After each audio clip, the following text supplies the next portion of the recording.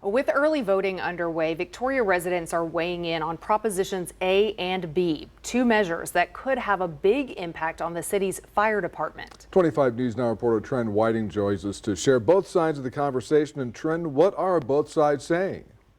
Don, Shauna, people all over the city have weighed in on this debate, even Mayor Dwayne Crocker himself.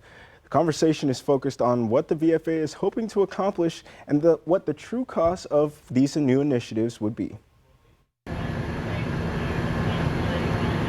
Propositions A and B in Victoria would create a civil service board and a collective bargaining agreement with the city.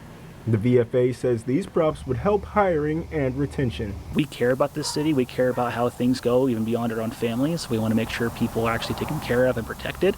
And you can only do that properly, and a department that actually has protections and built-in standards for us that can't be taken away in a moment's notice. Residents against the propositions wonder why the urgency, especially after recent pay increases. Why are we doing this? What is the motivation? That's what I don't understand. My understanding is the city has just recently budgeted a huge pay raise. VFA Vice President Trevor Montgomery says while the pay increase helped, these props could help keep their pay and benefits up to date. If your benefits, your livelihood can be chopped at any moment from the budget when we're really behind on several things, honestly, then it's not a department that ultimately people are going to stay in. Some residents are concerned with a few things involving these propositions. It's going to cost money to operate this so-called union and any of the collective bargaining that's attributed to it.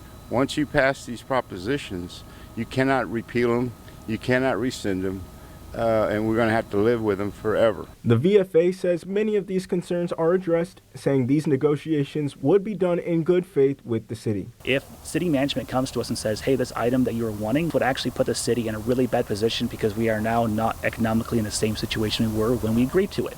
All I would say is show us in the math where you guys are struggling, and if that's the case, we'll just postpone it. Mayor Dwayne Crocker expressed his thoughts on social media, thoughts that some residents are echoing. Our mayor has taken his position and made it well known, and I appreciate that. We want to keep them, but they find greener pastures and they leave. So I don't know if this would really stop that. The VFA says the Civil Service Board would be selected by the city and could be replaced due to strict term limits. Collective bargaining negotiations would be done between an executive VFA board and city management. Early voters have until Friday at 7 p.m. to make their decisions on these propositions. We're trying to coordinate to meet with the VFA on election night next Tuesday, regardless of how the vote turns out. Don, Shauna, back to you.